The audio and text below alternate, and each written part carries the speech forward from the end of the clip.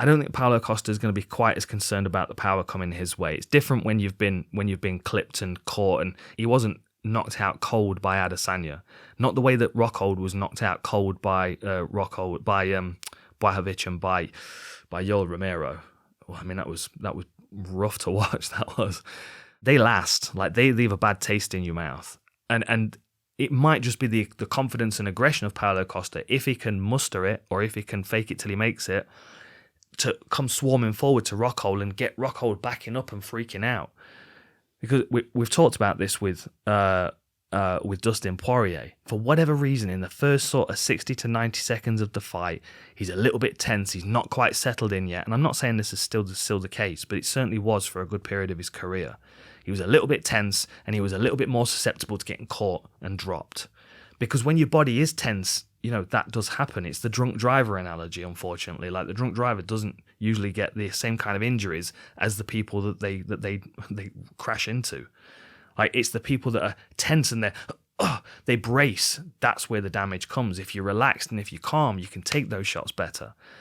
In that opening round, especially when Rockhold's been out for a good period of time, all of a sudden, if Paulo Costa's like 3 rounds, I'm going to put my foot on the gas, I'm not going on a 3-fight losing streak, and he swarms Rockhold, I could see Rockhold either bringing his chin up in the air and being a little bit stiff and getting pinged, glass cannon goes down, or level changing and taking Costa to the floor, where he then might be able to start working that jiu-jitsu game, because I definitely feel like Rockhold's got an advantage there.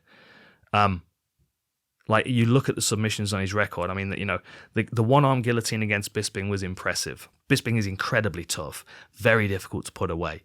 And you can imagine how much Bisping wanted to get that win over Rockhold, because they already hated each other at that point.